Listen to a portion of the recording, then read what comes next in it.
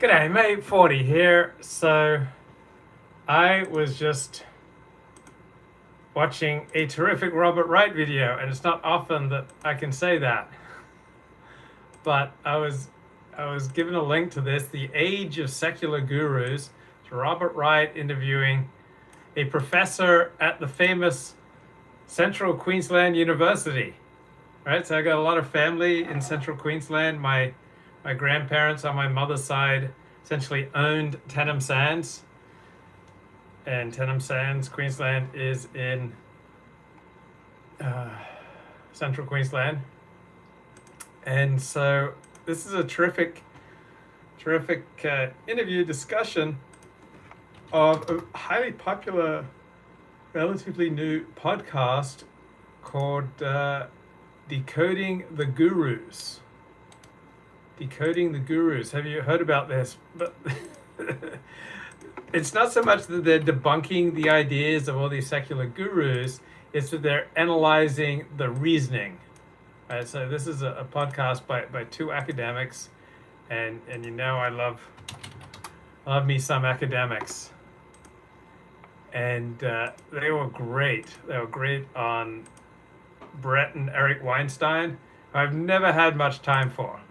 So all these people were sending me Brett Weinstein's skeptical video, COVID vaccine skepticism. I had no interest in Brett Weinstein's video. I've never been able to develop much enthusiasm at all for the intellectual dark web. Maybe once every 3 years I'll listen to something that Sam Harris has to say. I think I probably spent an hour and a half of my life listening to Eric Weinstein and did not feel that I got any benefit from it. Who are the other leading members of the intellectual dark web?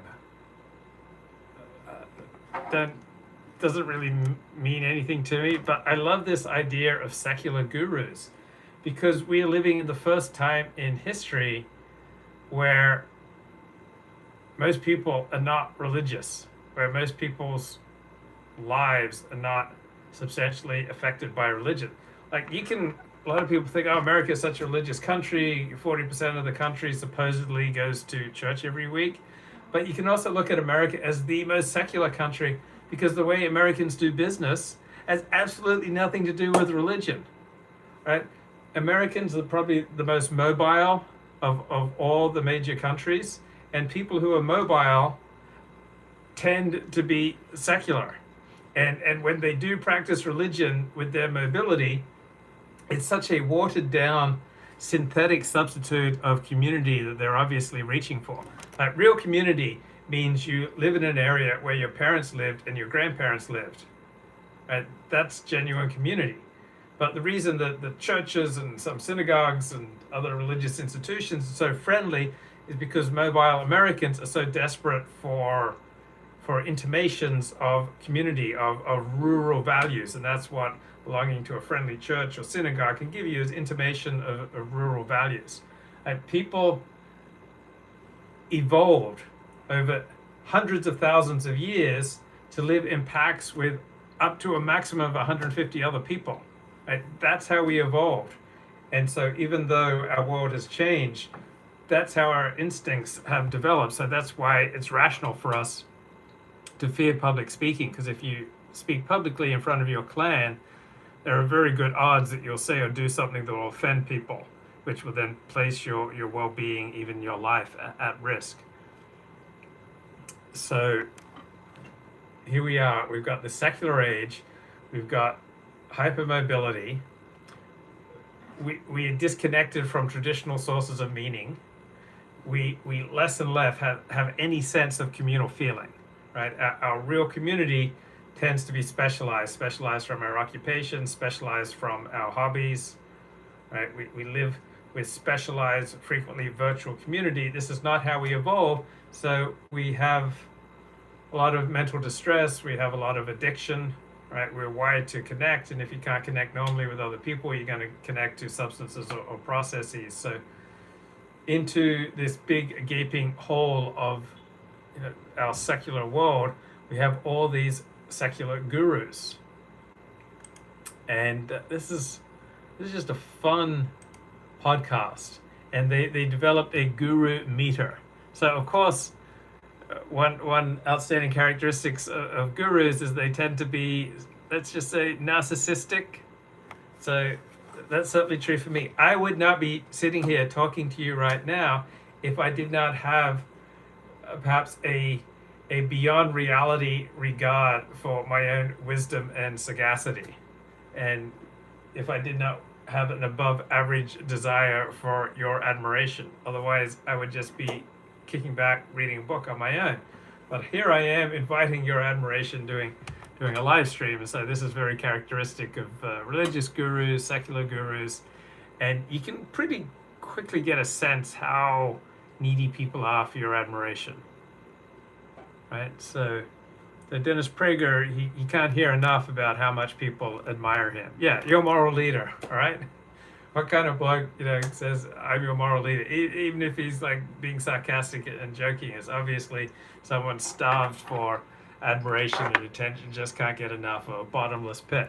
So these blokes doing Decoding the Gurus podcast, they come up with a list of 10 qualities of secular gurus, but it also applies to religious gurus. So one is galaxy brainness. So this is someone who presents ideas that appear to be too profound for an average mind to comprehend, but are in truth trivial, if not nonsensical. And so, of course, primary reason I'm going through this list of what constitutes a guru is to just confirm in my own mind that I'm not one of these charlatans. So I don't think I do this. Gurus present themselves as founts of wisdom, and it's an all-encompassing knowledge that tends to span multi-disciplines and topics. Ooh, that's painfully... Okay, that one's hitting a little painfully close to home. Their arguments often link together disparate concepts such as quantum mechanics. Yeah, someone's on YouTube talking about quantum mechanics. The odds are 99-1 that they're a fraud. Quantum mechanics, logic, and the nature of consciousness. Now, I think like Kenneth Brown, he has a lot of really smart things to say. The guru will often present themselves as a polymath who can offer novel insights in many different fields. They will allude to their own accomplishments and exaggerate them to a shameless degree. Okay, I don't think that's me. They will constantly offer hot takes on technical topics. I don't think I do that. And with a wave of the hand, dismiss the perspectives of genuine experts. I don't think I do that. All right, so this is a confidence trick. They use unnecessary references to high or specialist literature. They use jargon and technical terms. Okay, I don't think I do that. These references tend to be superfluous and tangential. So these references are most effective when the recipient does not understand them at all. They are merely allusions intended to signal a deep level of knowledge. All right. Quality number 2 on the guru meter, cultishness. Being a guru is a social role. A guru is only a guru if there are people who regard themselves as such. And Bernard of Scandinavia said, 40, don't you set yourself up as a guru? So how gurus interact with their followers and critics, their in-group and their out-group, is often revealing. Gurus are not usually bona fide cult leaders. However, the social groups they cultivate, often with themselves positioned as intellectual leaders, can have some elements reminiscent of a cult. So a key characteristic of cult is the establishment of clear in-group and out-group identities. I don't think there's a clear in-group and out-group at 40 University. Primarily between the cult members, admirers, and outsiders. Yeah, I don't think there are these dynamics at 40 University. There'll often be internal discriminations made within the cult, such as between an inner circle of favored members. Well, there are people that I really like, and there are people that I feel comfortable with, and there are people that I like let my hair down with, allow myself to say stupid things. Do I know Steve Hassan's work on cults? Yes, I'm aware of him. He seemed to say some smart things about that cult that would brand women's thighs. Nixium. So yeah, he seemed to say some good things. So generally Rick Ross. I'm generally speaking a fan of Rick Ross. I don't know Steve Hassan as well as I know Rick Ross. So 90% plus of what I've seen by Rick Ross, I respect. Okay, so you guys feeling the strong internal discriminations between the inner circle of favored members? Oh yeah, the channel members, the broader normal members, and problematic or troublesome members. Members who may need to be reprimanded, temporarily excluded, or exorcised. So cultish behavior is characterized by emotional manipulation and control. You're feeling manipulated and controlled right now. So gurus tend to act in a manipulative fashion with their followers and potential allies. So they use excessive flattery, such as intimations that their followers are more perceptive, more morally worthy, and more interested in the pursuit of truth than outsiders. Oh, Kenneth Brown says people get attracted to extreme right-wing politics because of social and personal problems. Yeah. So, what's going on in the chat? Steve Hassan has been self-promoting the last couple of years, comparing his experience with the Moonies to the cult of Trumpism. Richard Spencer has been retweeting Kenneth Brown videos. Kenneth Brown did a live stream discussion with Matt Parrott. So yeah, I think Kenneth Brown is a young, smart, interesting dude who I don't see much of a downside, if anything, to what he's doing. I frequently learn a new insight listening to Kenneth Brown. So I think he's, well, probably the most productive, thoughtful member of the new right on YouTube, of whom I wear, with more original thinking. Okay. A guru will put some effort into signaling a close and personal relationship with their followers, so encouraging the development of parasocial ideation. So I don't think I encourage this, right? This is not a real relationship. This is a performance on my part, aided by your interactions. But am I encouraging the development here of parasocial ideation? Keith Woods ratioed Jordan Peterson on Twitter. What does that mean, to ratio someone? So I've heard that term a lot. Clean your room. How about eat this ratio? The murderous anti-Semitism of the effort to kill Iron Dome. Okay, what does it mean to ratio someone? That means that there are more negative comments than positive ones. I think that's what it means. So I don't attach significance to the number of likes or dislikes on a video. There's no relationship in general between importance and popularity. So just because one video got 25 million views and another video got 55 views tells me nothing about which video is more important. Tells me nothing. Like, it does tell me something about which is more compelling to watch. But as far as the importance of what's discussed, the number of views, number of likes, number of dislikes tells you nothing.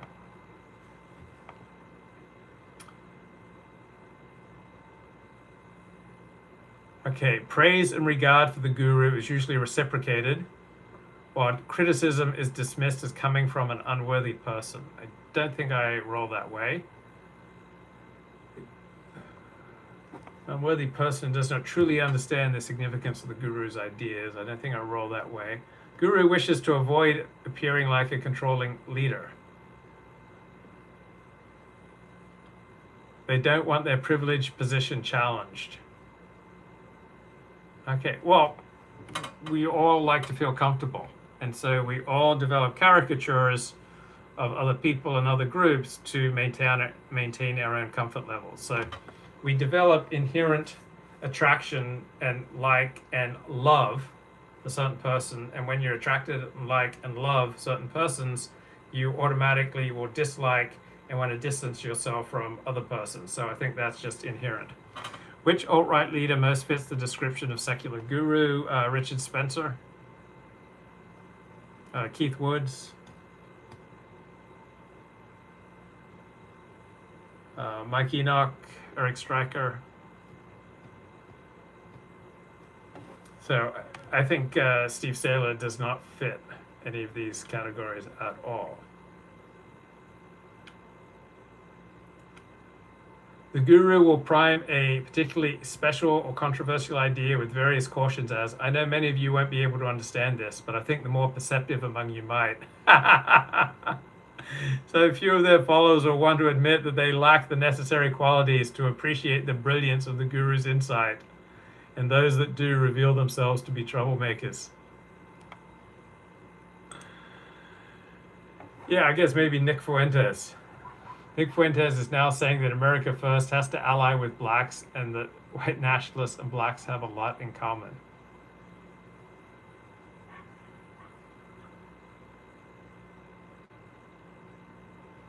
It's amusing to me that Robert Wright cites intellectual dark web figures for his discussion of secular gurus. How about Dr. Fauci? Yeah, is Dr. Fauci a guru? Well, not in this sense, because he does not pretend to expertise he doesn't have. So Dr. Fauci is not giving opinions on, all sorts of issues outside of his expertise. And so I don't think Dr. Fauci qualifies. So they said on that discussion with Robert Wright that 90% of what Dr. Fauci says is fairly grounded in the science. So they didn't seem to grapple with, they talked about how important it is to trust science, but if science is strong and good, why do you have to trust it? I mean, scientific research may well have, through a lab leak, given us the COVID catastrophe. So I don't get trust science, let alone trust scientists. No, actually, my perspective is the very opposite. We cannot trust science. Science has proven itself it cannot be trusted because science is overwhelmingly funded by just a small number of huge funders who only fund with a specific agenda. So I would take the opposite perspective. You cannot trust at least big science.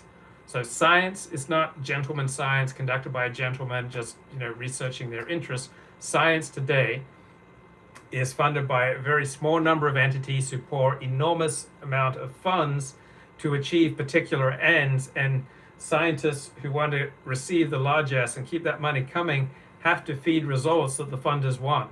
So you tell me to trust science, and I will tell you that I distrust science, that Science Incorporated has proven itself to be untrustworthy.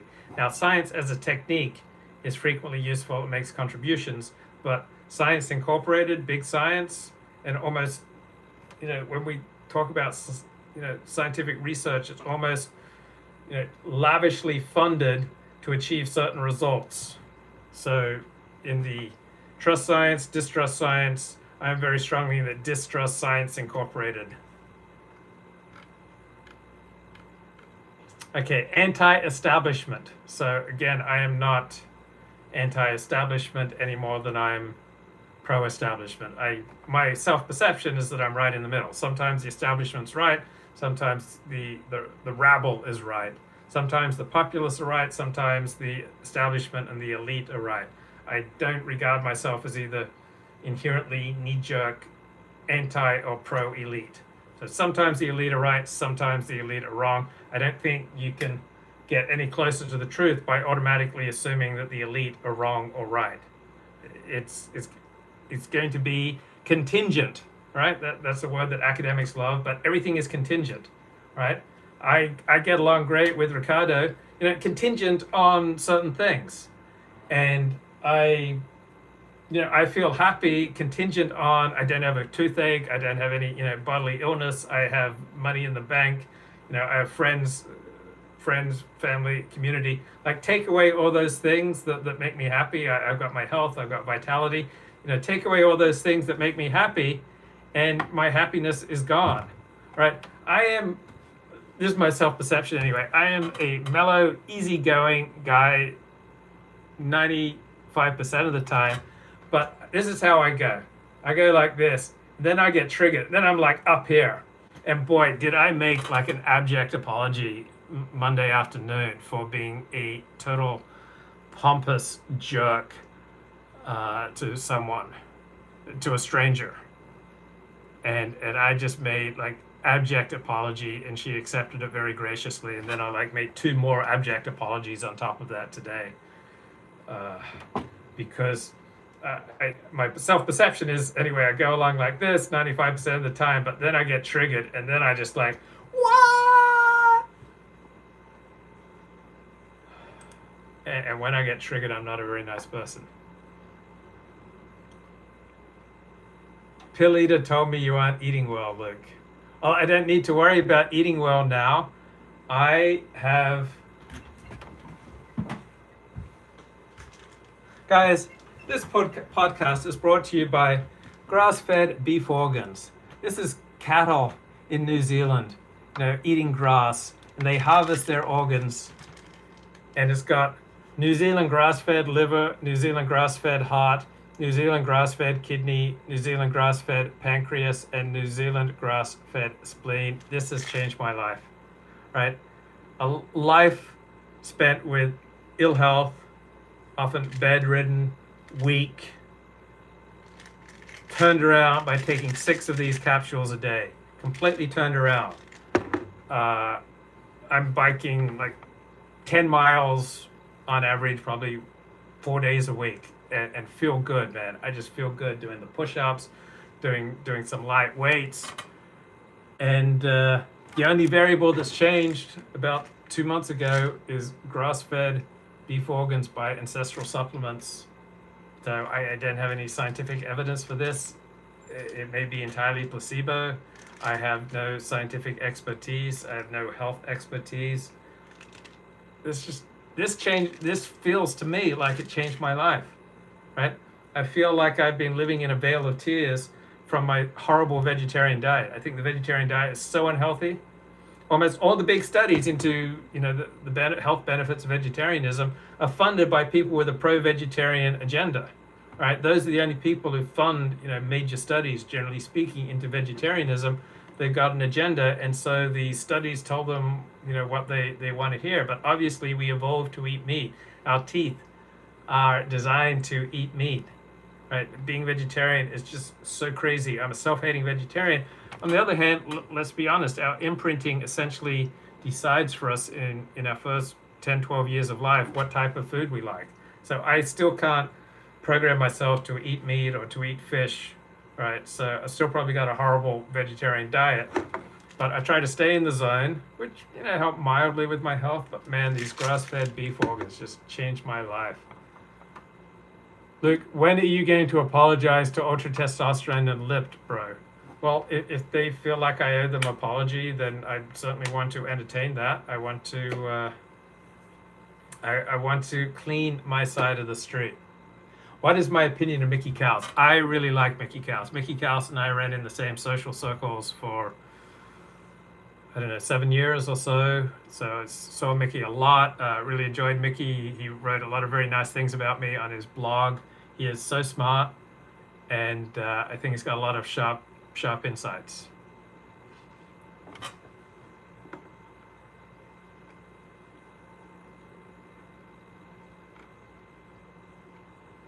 Do I chug those beef pills? I chug them with a protein drink in the morning. Okay, I'm still trying to figure out if I'm a secular... Yeah, so it's necessary that the orthodoxy, the establishment, the mainstream media, the expert consensus are always wrong, or at least blinkered and limited, or incapable of grappling with the real issues. On the rare occasions when they're right for reasons other than what they think. So yeah, you can call this science hipsterism. A guru can seldom agree with the establishment because it is crucial to their appeal that they are offering unique insight, a fresh, hot take that is not available elsewhere, that may be repressed or taboo. And the guru's popularity benefits if his iconoclastic view coincides with the prejudices or intuitions of his lay followers. So look, what people want on live streams like this is confidence and assurance, right? People want certainty. People don't want answers that are contingent. People want certainty. People want to hear, Ricardo's a good guy. Ricardo's a bad guy. Richard's a good guy, Richard's a bad guy, Keith's a good guy, Keith's a bad guy. That's what people want. People want certainty in their YouTube personalities, in their pundits, in their newspaper pundits, in their Fox News pundits, in their MSNBC pundits. The one quality people want more than any other, also with their religious leaders, people want certainty. Right? That's the path. Right? You want to give people reliable certainty on why their way of viewing the world is correct. Right? And people will like see pictures of this social media post and this video and say, oh, 40, look at the evidence here. It's so clear. Here, I've got a picture of some unsourced pronouncement on Twitter. Here's the basis for my thinking. So in a world of uncertainty, in the secular world where there are no eternal verities, people want certainty so badly. Am I on the spectrum? Yes, I'm on the spectrum, and so are you. We're all on the spectrum. We've all got AIDS. Everyone's got AIDS. So, yeah, you peddle anti-vax. There's like an enormous audience for that nonsense. You peddle voter fraud, enormous audience for that nonsense. You peddle white genocide, enormous audience for that nonsense. You peddle the great replacement, enormous audience. People want certainty. Right? So gurus are drawn to topics where there is a split between the expert consensus and the public opinion, such as climate change, GMOs. I think GMOs are great. Vaccinations, I think vaccinations are great. Climate change, I don't have an opinion, but I'm sure the climate's always changing, and I'm completely open to the idea that human behavior has an effect on our climate. Lockdowns. So I think lockdowns in some times and places are a great idea, and other times and places it's not so clear. So if a guru is merely agreeing with an expert consensus on a topic such as COVID, there's no reason to listen to the guru. Why not listen to the relevant experts? So the guru is highly motivated to undertake epistemic sabotage. So epistemic is how do we know what we know? And to disparage authoritative and institutional source of knowledge. So the more the guru's followers distrust standard sources of knowledge, such as that emanating from universities, the greater the perceived value that the guru provides. So yeah, that's like Dennis Prager. Like he's always knocking the elites and the universities. So this is a little at odds with the guru's natural tendency towards self-aggrandizement, which usually involve emphasizing their limited academic intellectual recognition. I mean, come on there. Do you know how much Forty would love someone to do his PhD thesis on, the life and thought of Forty? It's like, some guy at Wichita State is doing his PhD thesis on Forty University.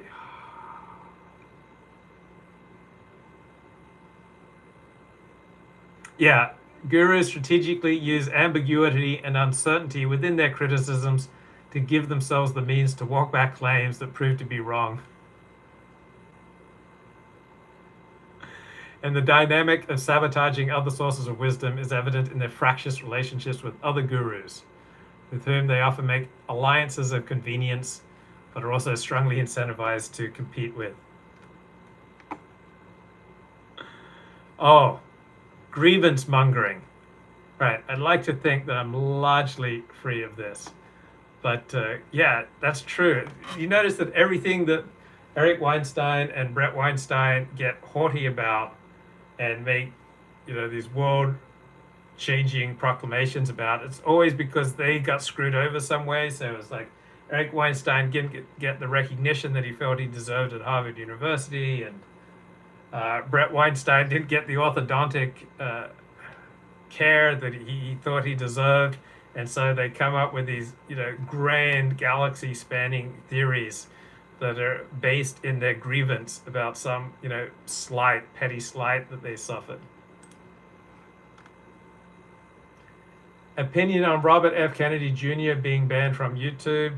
So I don't have a big problem with YouTube banning anti-vax perspectives. I don't support it, but I don't stay up at night worrying about it. So to me, it's a difficult issue, though I tend more on the free speech end of it, but I am not appalled and I'm not losing sleep that YouTube is banning anti-vax. Josh Neal says he has debunked and destroyed Curtis Yarvin's arguments and claims on Tucker Carlson's show. I can't summon much interest in that. I don't have much interest in Curtis Yarvin, and I don't have much interest in debunking Curtis Yarvin. Like I thought I'd do a show like critiquing Curtis Yarvin's appearance on Tucker Carlson. I just haven't been able to summon the energy and the desire to do that. I think Curtis Yarvin, he swings for the fences. So to me, he bats about 100. So 9 out of 10 of his proclamations I find useful, and about 1 out of 10 of his proclamations I think is really sharp, meaning of his original proclamations. And I think Casey Godward podcast is kind of similar. So most of his original proclamations I find suspect, but occasionally I go like, whoa, that's a really sharp insight. So Moldbug cried on stage at Justin Murphy's live event in LA. I don't think that makes him less of a man. I don't dismiss Curtis Yarvin because he cries in public. To me, it doesn't speak either ill of him or well of him. It's completely a matter of indifference. Okay, characteristics of this is true, grievance mongering. This is I noticed this. Grievance mongering, when I encounter a grievance monger, I know that I'm dealing with someone who's a waste of time. Like, this is someone who's toxic. Like, someone who is running on resentment and grievance, like Eric Weinstein, Brett Weinstein, and the whole grievance crowd, like, it's toxic. I just don't want anything to do with people who are overwhelmingly motivated by grievance. Now, there are going to be some situations where grievance is a very powerful energy, but it's not the way I approach the world. I don't believe in monsters, and I don't believe in demons, and I don't believe in devils. So for everyone who says like Hitler was a monster, Hitler cared about animals, he was a dutiful son, he loved his mummy, he was a decent painter, he was an honorable and courageous soldier in World War I, so even Hitler was not a monster. Stalin was not a monster. I don't believe in monsters and demons. I don't believe in grievance mongering, though at times I'm human and so I'm susceptible to it. I probably dished out my share of hate porn, but I would like to think it's not a dominant characteristic of what I do. So yeah, grievance mongering is probably the most powerful way to drive engagement, because the more angry you are, the more likely you are to get engagement. So gurus love personal grievance narratives. They not only encourage emotional connection and sympathy for the guru, but they explain why their unique talents have not been widely supported and given the recognition that they deserve in the wider world. And they also lead to conspiratorial ideation. And they explain, like Eric Weinstein, why their special ideas and perspectives have not been recognized and accepted by the outside world. Their ideas have been suppressed by malevolent and powerful actors for selfish reasons. Half Galician is here. Brett Weinstein used to come through my line at Safeway. He always seemed too smart and witty. I've been listening to a pro-Trump psychiatrist who claims he can prove that schizophrenia is literally possession by demons. I think that perspective helps anyone. So the demon perspective can help give you energy and in-group solidarity. So I see that. Rabbi Mizrahi is angry with Luke Ford for not following the Sabbath sufficiently, for wasting too much seed and banging porn stars. I have been master of my domain for 8 years. Don't you want to shake my hand? I think that's an accomplishment worthy of a Yasha Kawach, and shake my hand. I have not been spilling my seed for 8 years. Self-Aggrandizement and Narcissism. It's impossible to be a guru without having a sense of grandiosity and inflated idea of one's self-importance. Being a guru involves cultivating praise and attention, demands a certain level of charisma and charm. There's a belief in one's uniqueness and that only special people can appreciate them. Gurus tend to have a very thin skin when it comes to criticism, and they expect the world should recognize their talents far more than it does. So narcissism is the key personality trait of gurus. So people without overconfidence and attention-seeking will find the role of guru very uncomfortable. So I think I'm so fascinated in this Decoding the Gurus podcast because I see that I have many of these tendencies where if I don't keep myself in peak spiritual condition, I'll very quickly relapse. People on the spectrum of narcissism will find any attention and regard highly satisfying. Ouch. That hits home. This is the motivating factor for engaging in going beyond what talents they have to engage in the pseudo-profound BS techniques. The lack of self-awareness common among narcissists also explains why gurus seem to believe their own BS. Well, I think I have a fair degree of self-awareness. Oh, Cassandra complex. Another sign. So I'm not into grievance mongers. I've got all the narcissism that I want, don't really want to be around narcissists. And Cassandra complex people who get so much energy and enthusiasm from proclaiming that the world's coming to an end. I don't have time for those with a Cassandra complex. So gurus like to claim prescience. Their heightened insight gives them a superior ability to predict the future, and they enjoy dwelling on those instances in which they made a purportedly correct prediction. Okay, that doesn't apply to me. I'm not so thrilled to mention and to acknowledge all the times when I got it wrong. So I'd much rather tell you about when my predictions were right rather than wrong. So a heightened sense of how the world is not right and ought to be fixed and they are the persons to do it is a common feature of gurus. Unfortunately, the broader public fails to recognize their genius and heed their advice. And so the world just lurches from calamity to calamity. So gurus position themselves as a Cassandra. They see the future and warn of possible calamity. So yeah, I've certainly been susceptible to this at times. And their followers have a positive role in supporting, defending, and promoting the guru. They can help make the world a better place. Revolutionary theories, trait number 7 of secular gurus. So if galaxy-brainedness refers to a breadth of knowledge, it's the ability to forge connections between disparate topics. Their professed development of revolutionary theories displays the depth of their knowledge. They don't just have the breadth, they also have the depth coming up with these revolutionary ideas.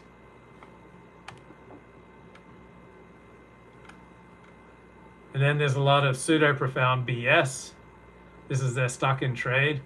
They're most comfortable in the role of the armchair opinionator, the wise man graciously offering their advice to eager seekers of wisdom. Are you an eager seeker of wisdom? So pseudo-profound BS describes the form of their discourse. So revolutionary theories and galaxy-brainedness describes the content of the discourse. So the guru's language is easy to process, superficially appears to be profound, turns out to be trite, meaningless, contradictory, and tautological. So tautological means you're just repeating yourself.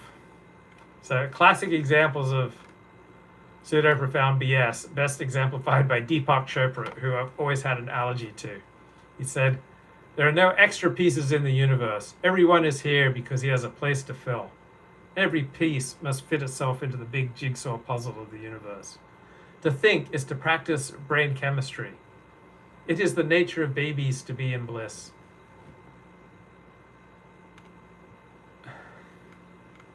Then conspiracy mongering, right? To gain real insights, real special knowledge that nobody else can see, that's hard work.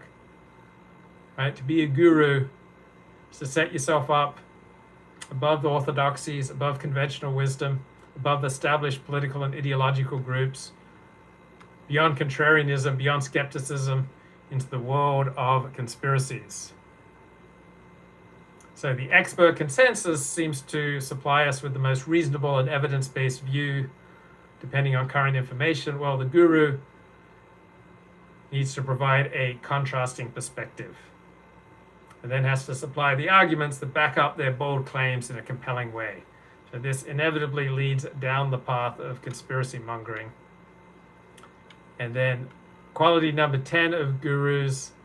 Gurus desire admiration, but they feel that more worldly and tangible recognition of their talents is appropriate. So they are willing to undertake activities such as shilling health supplements that would otherwise be a little surprising for an intellectual of their caliber.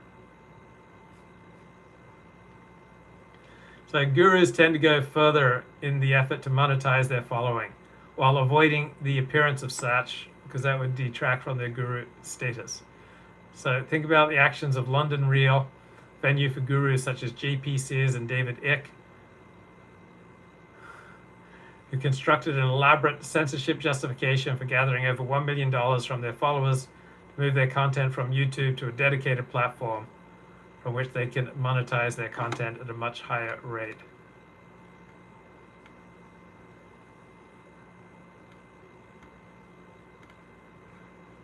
All right, this is from the two academics who give us the excellent Decoding the Gurus podcast. Richard Spencer versus Sticks and Hammer debate tomorrow on the Kill Stream.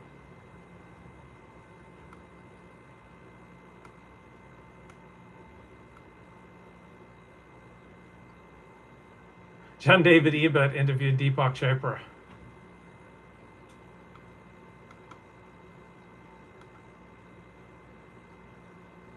Luke, you have the glow of someone who's been called up to the Torah. What can I say? Shemini Atzeret off the hook this year. Simchat Torah. We stormed the heavens, mate.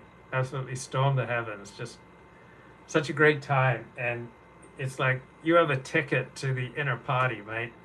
I had a ticket to the inner party where we decide what interest rates are going to be for the next 6 months, and what movies are going to get greenlit, and what TV series are going to get picked up, and who's going to go to war with whom, all the time, with so much good food and drink and singing and dancing and just socializing off the hook for hours upon hours.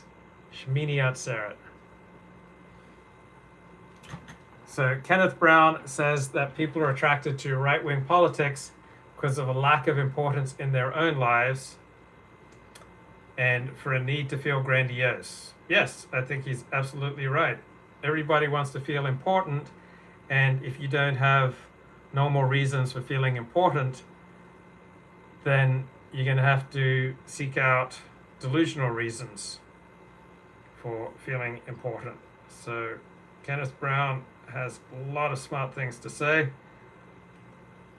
Let's check him out here on why some people are attracted to extreme politics. The answer is grandiosity, right? We all want to feel important. Everybody wants to rule the world. Okay. It's sort of intractable problems that you get when you associate with the right wing, and I'm pretty much done with it. It's not to say that there's no truth on the right wing, or the right doesn't have anything correct to say, or that there's no agreement there. But when we talk about these labels, right versus left, I'm at the point where to label oneself right wing is sort of like glaring red alarm that something is wrong. Either someone's acting out of ignorance of the sort of issues that I've brought up here, or they're acting out of an extreme emotional attachment to a certain branding, out of loyalty to that branding, because it's become a kind of pseudo-religion for them. It's not a real religion, not something like Christianity or Islam or Judaism, or something that would actually provide real organizational, moral, and spiritual instruction for a person to put them on a better path, to give them a tribe, to give them a group, to give them a sense of purpose and belonging. Now, the right wing is not sufficient for any of those things, but it's a kind of pseudo-religion. It's sort of like a hermit crab that when a mollusk dies and it leaves behind the shell, the right wing is kind of like this hermit crab that goes into the shell and claims it and basically occupies that shell. The shell, of course, represents your mind here. The right wing goes into your mind and says, oh, we can't talk about religion, that's too divisive. We can't work on our personal lives. We don't have time for that. We've got to be political. We've got to be pragmatic. We have to ignore that. So the right wing basically distracts people. It obsesses people with this idea of importance that your personal life is useless. Who cares, what your individual life? Who cares about your relationship with God or your friendships or your family? And part of the reason why people are inclined to ignore these quote unquote petty problems or small personal problems is because they feel like they're intractable. People feel like their lack of friends, their lack of family, their lack of relationships, their lack of religion, they feel like this is something that they can't overcome. It's just too big of a problem. It's a civilizational problem. And so for a person who feels like they're stuck in life, like they can't make any progress, it feels like, well, I might as well try to defeat the globalists because, learning how to get up in the morning and be disciplined and have good personal relationships and have a functioning marriage, all of those things seem impossible. So if we're going to throw out impossible ideas, hey, why not throw out, we're going to defeat the left? I understand that feeling and I sympathize with that feeling, but it's not correct. It is simply not correct. We've reached a new stage in history. Leftism has been around for a while. I would say the core of leftism is as Heidegger describes it and is as Kaczynski describes it. It is technology and it is more fundamentally technics, or you could say even memetics and linguistics. That is the core of leftism. That is the spark of what differentiates humans from other animals, and it's what's been leading us in this direction through urbanism, through civilization, through monotheism, all throughout history to the current day. And with all the new technology we have, that's opening up even new potentialities that were latent in all of these superstructures and technologies are now coming out in this explosive way, in the same way that we've sort of laid a bunch of dynamite under our feet, and now there's little sparks going off, and it's flying everywhere, there's explosions and loud noises. And for people who just want a stable family life, that is very disruptive. That is something that's extremely difficult to deal with, and I understand that. But trying to deal with politics in a way that is unrealistic, in a way in which you are emotionally dependent upon these political outcomes to the extent that you are distracted from what I think are more important problems, I think at some point it does not serve a purpose in terms of helping you. It's actually serving to hurt you. And I think that if we could solve some of these more instrumental or fundamental, I should say, problems, if we could solve some of these more fundamental problems, the problems where people feel alienated, the problems where people feel like they can't go to church because how can you even talk to somebody at church? You're not connecting with the church. We have to rebuild these very, very basic structures of socialization, of acculturation, of belonging that are not going to be solved by some like super ideological, biological, materialist, racialist, we're all white brothers. That's not going to solve it. Donald Trump is not going to solve it. Vladimir Putin is not going to solve it. Ultimately, there have to be people who want to address this problem, who are willing to prioritize this problem. Now, would life legitimately be better if we had some kind of political structure that had a counterbalance to the billionaire class, where middle class values were promoted, where what's good for the middle class was actually enshrined in law and were defended and protected through unions, or we had some kind of representation in terms of our government or our military, something to defend us? Would that be nice? Sure.